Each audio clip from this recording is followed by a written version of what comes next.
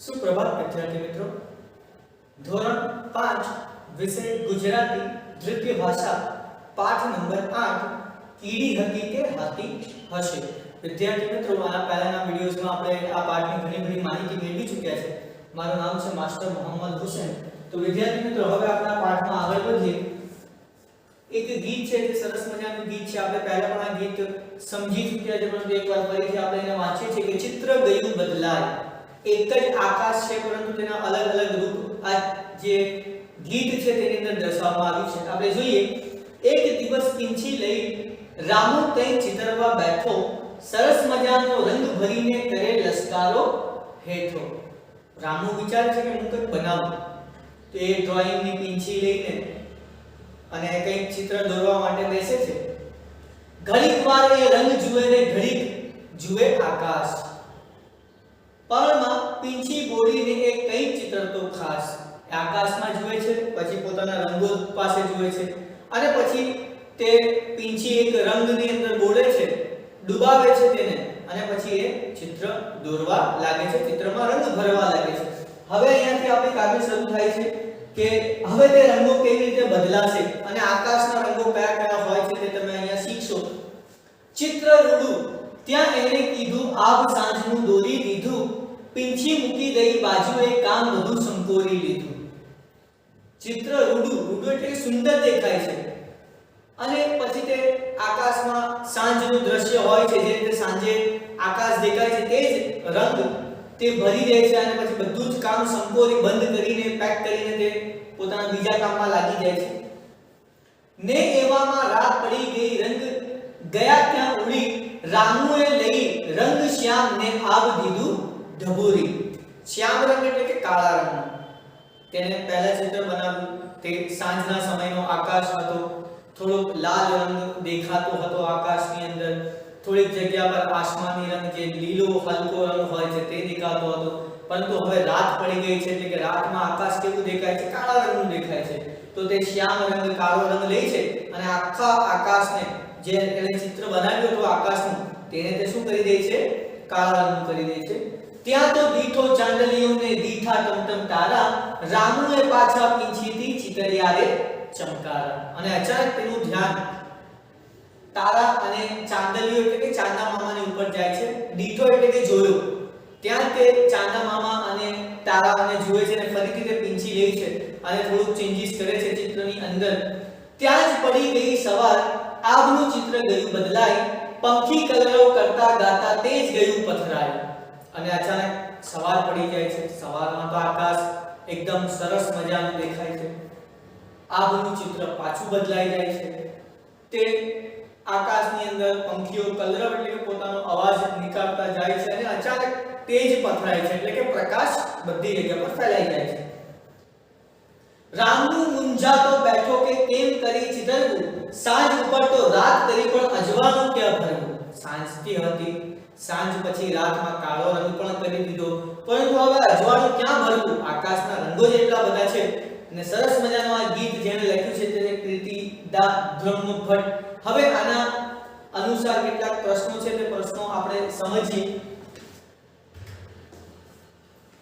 જે અક્ષર પર બિંદી છે તે અક્ષર આવે ત્યાં નાક દબાવી તે શબ્દ બોલો। આપણી પાસે એક સરસ મજાની એક્ટિવિટી છે કે જે શબ્દની ઉપર બિંદી હોય, બિંદી એટલે કે અનુસ્વાર જેને આપણે ગુજરાતીમાં કહીએ છીએ, તો તમારે શું કરવાનું છે? નાક દબાવીને તે શબ્દ બોલવાના છે। તો પીંછી, રંગ, સાંજ, સંકોરી, ક્યાં, ચાંદલીઓ, ત્યાં, પંખી। તમે જોશો કે તમે જ્યારે આ જે અનુસ્વાર બોલો છો તો તે અનુસ્વારનો જે સ્વર છે તે આપણા નાકમાંથી નીકળે છે। તો આ એક એક્ટિવિટી સરસ મજાની હતી, જે નાક દબાવીને શબ્દો બોલવાની હતી। આવા ઘણા બધા શબ્દો છે જેની ઉપર અનુસ્વાર આવે છે, તો તે શબ્દો શોધો અને તેને આવી રીતે નાક દબાવીને બોલવાની કોશિશ કરો। હવે જે કેટલાક પ્રશ્નો, તે પ્રશ્નો આપણે સમજીએ। તો પ્રશ્ન નંબર 1 છે કે આ ગીતમાં તમને કયો શબ્દ બોલવાની મજા પડી, શા માટે? તો આપણે એનો ઉત્તર જોઈએ કે આ ગીતમાં મને પીંછી શબ્દ બોલવાની મજા પડી, કારણ કે પીંછી અક્ષર એક લયથી બોલાય છે અને ગીતમાં વધારે વાર આવે છે, એટલા માટે મને આ શબ્દ વધારે ગમે છે। બીજો પ્રશ્ન છે તમને કઈ પંક્તિ વધુ ગમી શા માટે?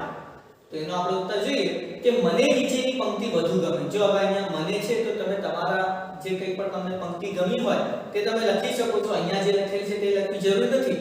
તમને હોઈ શકે કે તમને કોઈ બીજી પંક્તિ ગમી હોય, પરંતુ મને આ પંક્તિ ગમી છે એટલે મેં અહીંયા આ પંક્તિ લખી છે. કારણ કે તેમાં રાત્રિના આવનું સુંદર દ્રશ્ય રામુએ પીંછીથી ચિતર્યું છે. કેવું દ્રશ્ય છે? તો ત્યાં તો દીઠો ચાંદલિયોને દીઠા ટમટમ તારા, રામુએ પાછા પીંછીથી ચિતર્યા રે ચમકારા. તો સરસ મજાની પંક્તિ મને ગમી છે. તમને કોઈ બીજી પંક્તિ ગમી હોય તો તે પંક્તિ તમે અહીંયા લખી શકો છો. ત્રીજું છે રામુ શું દોરવા માંગતો હતો? તો સરળ ઉત્તર છે તેનો કે રામુ આભનું ચિત્ર દોરવા માંગતો હતો. ચોથું રામુએ રાતના આકાશમાં શું શું જોયું? તો એનો પણ સરસ મજાનો ઉત્તર છે કે રામુએ રાતના આકાશમાં ચાંદલિયો અને ટમટમતા તારા જોયા. આગળ પર બીજા પ્રશ્નો છે આપણી પાસે, જોઈએ આપણે. પ્રશ્ન નંબર 5 છે રામુએ પીંછીથી કઈ કઈ કરામત કરી? એટલે કે કઈ કઈ વસ્તુ દોરી ગણી. તો આપણે ઉત્તર જોઈએ કે રામુએ પીંછીથી સાંજના આભનું સુંદર દ્રશ્ય દોર્યું, રાત પડતા શ્યામ રંગથી એટલે કે કાળા રંગથી આકાશ ઢબૂરી દીધું, સુગડાવી દીધું, કાળા રંગનું કરી દીધું, ચાંદલિયો અને ટમટમતા તારા દેખાતા રામુએ ફરીથી પીંછી પાછું તે દ્રશ્ય ચિત્રમાં દર્શાવ્યું. આવી બધી કરામત તેણે કરી. છઠ્ઠું રામુ શા માટે મૂંઝાવા લાગ્યો? તેનો ઉત્તર છે કે રામુએ સાંજના દ્રશ્ય ઉપર રાતનું દ્રશ્ય ચિતર્યું હતું. સવારે અજવાળું થતા હવે એ અજવાળું ચિત્રમાં કેવી રીતે ભરવું આ બાબતે રામુ મૂંઝાવા લાગ્યો. રાતનો કાળો રંગ કરી દીધો, હવે સવારનો રંગ કેવી રીતે ભરવું તેના મનમાં એ જ મૂંઝવણ ચાલતી હતી. આગળનો પ્રશ્ન આપણે જોઈએ. પ્રશ્ન નંબર 7 આભનું ચિત્ર બદલાતા આકાશમાં શું શું થવા લાગે છે? તેનો ઉત્તર આપણે જોઈએ કે આભનું ચિત્ર બદલાતા આકાશમાં રંગ પણ બદલાવા લાગ્યા. સાંજ પછી રાત પડતા આકાશ શ્યામ થઈ ગયું એટલે કે કાળા રંગનું થઈ ગયું. સવાર થતા અજવાળું થતા વળી આકાશનો રંગ બદલાઈ ગયો. આઠમું છે ને ખૂબ જ મજાનો આ સવાલ છે કે આકાશ કેવું હોય છે તેનું વર્ણન કરો. આપણે અલગ અલગ સમયનો અલગ અલગ આકાશ હોય છે તો તેનું વર્ણન આપણે જોઈશું. કે વરસાદ પડવાનો હોય ત્યારે આકાશ કેવો દેખાય છે? તો આપણે ઉત્તર જોઈએ કે વરસાદ પડવાનો હોય ત્યારે આકાશ ઘનઘોર વાદળાથી છવાઈ જાય છે. દિવસે પણ અંધારું થયું હોય તેવું દ્રશ્ય જોવા મળે છે. તો આકાશમાં જ્યારે વરસાદ પડવાનો હોય ત્યારે આવું દ્રશ્ય દેખાય છે. આગળ આપણે કયા સમય દર્શાવવાનો છે તે જોઈએ. ઉનાળાની બપોર. હવે ઉનાળો હોય ત્યારે કેવું આકાશ દેખાય છે? તો ઉનાળાની બપોરે સૂર્યનો પ્રખર તડકો હોય છે. આકાશમાં હાઈ વોલ્ટેજનો લેમ્પ પ્રકાશતો હોય તેવું દ્રશ્ય દેખાય છે. ખૂબ જ પ્રકાશ ફેલાયેલો દેખાય છે. ઉનાળાનું હોય છે ત્યારે. રાત્રે કેવું આકાશ દેખાય છે? તો અજવાળી રાત્રે આકાશ દુધિયા રંગે રંગાયેલું હોય છે તેવું દ્રશ્ય જોવા મળે છે. અંધારી રાત્રે આકાશ શ્યામ રંગે રંગાયું હોય તેવું દ્રશ્ય જોવા મળે છે. આકાશના શ્યામ રંગમાં તારલિયાની સફેદ છાંટ કરી હોય તેવું દ્રશ્ય જોવા મળે છે. તો સરસ મજાનું આ જે રાતનું દ્રશ્ય છે તે પણ અહીંયા છે. અને છેલ્લે છે સવારે કેવું દ્રશ્ય દેખાય છે? તો સવારે આકાશમાં સોનેરી રંગે રંગાયું હોય તેવું દ્રશ્ય જોવા મળે છે. તો આવી રીતે તમે અલગ અલગ સમયે અલગ અલગ દ્રશ્ય દેખાય છે. પ્રશ્ન નંબર 9 છે કે તમને કયા સમયે આકાશ જોવાનું ગમે છે શા માટે? તેનો ઉત્તર જોઈએ આપણે કે મને વહેલી સવારનું અને સાંજનું આકાશ જોવું ગમે. આ સમયે ધરતી સોનલ વર્ણિત થઈ હોય તેવું દ્રશ્ય જોવા મળે છે જે મને ખૂબ જ ગમે છે. 10મું છે કે તમને કયા પંખીનો અવાજ ખૂબ ગમે છે તે અવાજ કરો. તો મને કોયલનો અવાજ ખૂબ ગમે છે. અંતે કેવો અવાજ નીકળે છે? કૂમ કૂમ આવી રીતે અવાજ નીકળે છે. હવે જો છેલ્લે નોંધ છે જે હું તમને દર વખતે કહું છું કે વિદ્યાર્થીએ પ્રશ્ન નંબર 1 અને 2 પોતાની રીતે જવાબ આપવાના છે. અને એના બધા જ પ્રશ્નોના જવાબ એવા હોય છે કે જે તમે તમારી રીતે પણ આપી શકો છો. તો હવે આપણે અહીંયાથી આગળ વધીએ અને જોઈએ 3 ના જૂથમાં કામ કરો. ખોટી રીતે લખેલો અક્ષરોને સુધારીને ગોઠવીને વાક્યને ફરીથી લખો. આપણી પાસે એક ઉદાહરણ છે કે શિક્ષકે વિદ્યાર્થીને સ્વનપ્ર પૂછ્યું. જો અહીંયા આ જે શબ્દ છે તે આગળ પાછળ લખાઈ ગયો છે, કેટલાક વર્ણના આગળ કેટલાક વર્ણના પાછળ, તો આપણે તેને ફરીથી સેટ કરવાનું છે અને સાચો જે અર્થ હોય તે લખવાનું છે કે શિક્ષકે વિદ્યાર્થીને પ્રશ્ન પૂછ્યો. અહીંયા શું વંચાય છે? સ્વપ્નર, પરંતુ અહીંયા પ્રશ્ન. એવી જ રીતે આપણી પાસે બીજો શબ્દ છે કે જયેશ રવિવારે છકથી આવ્યો. તો એને આપણે થોડું સારી રીતે લખીએ તો જયેશ રવિવારે કચ્છથી આવ્યો. બીજું છે છસ્વ હવા માટે વધુ વૃક્ષ વાવવા જોઈએ. તો આને આપણે સારું કરીએ તો સ્વચ્છ, સ્વ આગળ જશે ચ અને છ પાછળ આવશે, તો સ્વચ્છ હવા માટે વધુ વૃક્ષો વાવવા જોઈએ. તો સરસ મજાની એક્ટિવિટી છે, આનાથી આગળ આપણે વધીએ. ચોથું, દર્દીઓએ ડોક્ટરમાં શ્વાવિશ રાખવો જોઈએ. તો આપણે એને હજુ સારી રીતે લખીએ તો દર્દીઓએ ડોક્ટરમાં વિશ્વાસ રાખવો જોઈએ. પાંચમું છે રાજા શ્વ પર બેઠા હતા. તો અહીંયા આપણે આને બદલીએ તો રાજા અશ્વ, અશ્વ એટલે કે ઘોડો, રાજા અશ્વ પર બેઠા હતા. છઠ્ઠું છે આરોનને ફૂટબોલ રમવાની ઈચ્છા થઈ. તો એને આપણે હજુ સુધારીએ આને તો આરોનને ફૂટબોલ રમવાની ઈચ્છા થઈ. છેલ્લું છે શિવ ખૂબ જ સુંદર છે. તો એને આપણે હજુ સારી રીતે લખીએ તો વિશ્વ ખૂબ જ સુંદર છે. માત્ર શું કર્યું છે, જે શબ્દો આળા તેડા લખાયેલા છે તેને આપણે ફરીથી એક અર્થપૂર્ણ શબ્દ બનાવીને વાક્ય લખ્યું છે. આગળ છે આપણે સ્વઈર પાસે જ્ઞાન માંગવું જોઈએ. તો આ શબ્દને આપણે સાચી રીતે કેવી રીતે લખીએ તો આપણે ઈશ્વર પાસે જ્ઞાન માંગવું જોઈએ. અને નવમું છે સેરેનાને સતેવ રંગના કપડા પહેર્યા અથવા ગમે છે.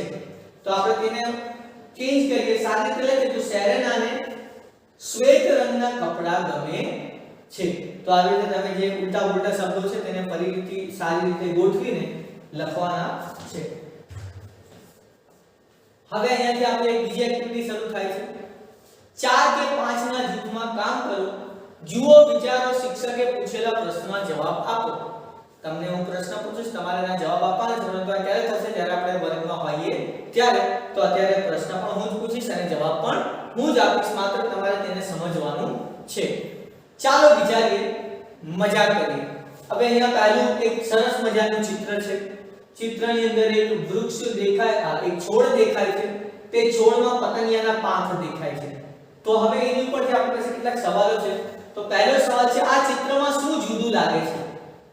તેનો ઉત્તર અહીંયા આપ્યો છે કે ફૂલને પતંગિયા જેવી પાંખો છે. તો જે ફૂલ અહીંયા ઉગ્યું છે તેને પતંગિયા જેવી પાંખો છે, તે નવું દેખાય છે. બીજું છે ફૂલ ઉડવા લાગે તો શું થાય?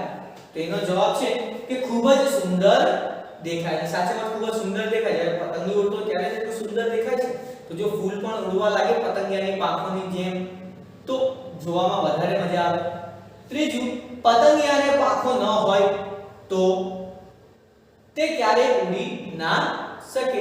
એટલે કે સરસ મજાનો જવાબ છે અહીંયા. તો આવા જ બીજા પણ કેટલાક ચિત્રો છે જેના આપણી પાસે પ્રશ્નો છે અને તે પ્રશ્નોના જવાબ પણ છે. તો આપણે જોઈએ. બીજું સરસ મજાનું એક ચિત્ર છે પોપટનું. પરંતુ તમે જોશો ચિત્ર બરાબર તો પોપટની જે ચાંચ હોવી જોઈએ તે ચાંચ દર્શાવવામાં આવી નથી ચિત્રની અંદર. તો હવે તેની ઉપર આપણી પાસે કેટલાક પ્રશ્નો છે તે આપણે જોઈએ. તો પહેલો પ્રશ્ન છે આ ચિત્રમાં શું ખૂટતું કે જુદું લાગે છે? ખૂટતું એટલે કે શું ઓછું દેખાય છે? તો એનો જવાબ છે કે આ ચિત્રમાં પોપટની ચાંચ નથી. બીજો પ્રશ્ન છે પોપટને ચાંચ ન હોય તો શી મુશ્કેલી પડે? તો એનો ઉત્તર પણ છે આપણી પાસે કે દાણા કે પાણી ન પી શકે, કારણ કે ચાંચ દ્વારા તે પાણી અને દાણા ખાય છે. જો ચાંચ જ ન હોય તો દાણા અને પાણી કેવી રીતે પી શકે?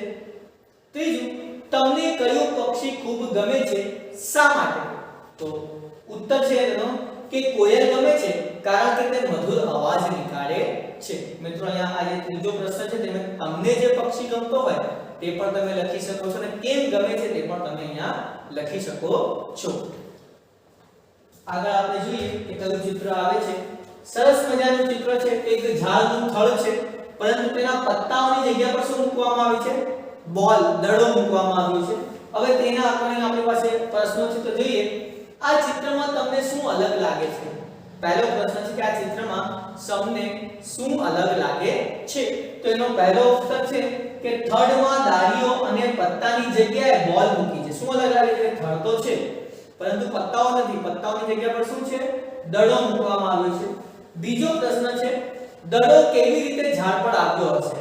પત્તાઓ તો ઉગે છે પરંતુ આ દડો અહીંયા કેવી રીતે આવ્યો? તો બાળકો રમતા હશે ત્યારે ત્યાં આવ્યો હશે, કોઈ કીક મારી હશે કે હાથથી માર્યો હશે તો દડો ઉડીને અહીંયા આવીને બેઠી ગયો અથવા બેસી ગયો હશે। ત્રીજું, વૃક્ષને ડાળીઓ ન હોય તો તેનો ઉત્તર છે કે પત્તા ન ઉગે અને પંખો અથવા પંખીઓ ક્યાં બેસે? તો પત્તા ન હોય તો પંખીઓ ક્યાં બેસે? વરસાદ કેવી રીતે આવશે? એવી ઘણી બધી સમસ્યાઓ ઉત્પન્ન થાય જ્યારે વૃક્ષની ડાળીઓ ન હોય, તેની પર પત્તા ન હોય ત્યારે। ચોથું, તમને કેવું ઝાડ ગમે? શા માટે? તો એનો ઉત્તર છે કે જેના પર ખૂબ જ પાન હોય કારણ કે તે જોવામાં સુંદર લાગે છે। ભરાવદાર વૃક્ષ હોય તો તે જોવામાં સરસ લાગે છે। પાંચમું, તમારા પ્રિય વૃક્ષનું નામ કહો। તેનો સરસ મજાનો ઉત્તર છે કે લીમડાનું વૃક્ષ ગમે છે। કોને કોને ગમે છે? તમને કયું વૃક્ષ ગમે છે? તેનો ઉત્તર તમારે લખવાનો છે। આગળ આપણે જોઈએ ફરીથી એ જ ગીત આવ્યું છે તો આપણે એકવાર ખાલી માત્ર ગીત વાંચી લઈએ, આપણે તેને સમજવાનું નથી કારણ કે આપણે એને સમજી ચૂક્યા છે। એક દિવસ પીંછી લઈ રામુ કંઈક ચિતરવા બેઠો, સરસ મજાનો રંગ ભરીને કરે લસરકો હેઠો, ઘડીક વાર એ રંગ જુએ ને ઘડીક જુએ આકાશ, પળમાં પીંછી બોડીને એ કંઈક ચિતરતો ખાસ।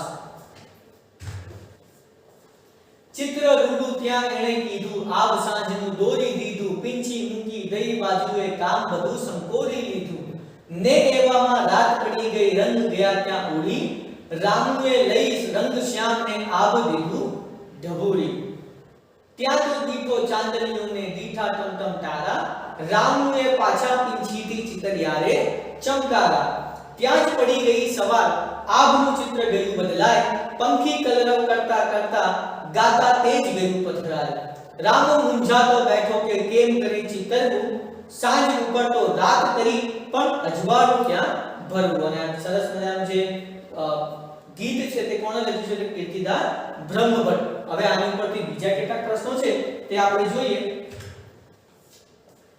આપેલા વાક્યને વાંચો, તેવા અર્થવાળી પંક્તિ શોધીને લખો। આપણી પાસે અર્થ છે, તે અર્થને અકોર્ડિંગ આપણે જે પંક્તિ કાવ્યમાં વાપરવામાં આવી છે તે આપણે લખવાની છે। તો આપણે પાસે પહેલું છે ચિત્ર દોરાઈ જતા રામુએ ચિત્રનો સામાન ભેગો કરી લીધો। હવે આની ઉપરથી કઈ પંક્તિ લખાઈ છે? તો ચિત્ર રૂડું ત્યાં એણે કીધું, આબ સાંજનું દોરી દીધું, પીંછી મૂકી દઈ બાજુએ કામ બધું સંકોરી લીધું। આ જે છેલ્લી લાઈન છે તેનો અર્થ અહીંયા ઉપર આપવામાં આવ્યો છે કે જ્યારે સાંજ પડી અને તેણે ચિત્ર આખું સરસ મજાનું દોરી દીધું તો બધો જ સામાન ભેગો કરી લીધો। બીજું છે રામુએ ચાંદા અને તારા જોઈ તેમાં પીંછીથી ચમકારા કર્યા। તો આ ને દર્શાવતી પંક્તિ કઈ છે? તો નીચે આપી છે પંક્તિ, ત્યાં તો દીઠો ચાંદલિયો ને દીઠા ટમટમ તારા, રામુએ પાછા પીંછીથી ચિતર્યા રે ચમકારા।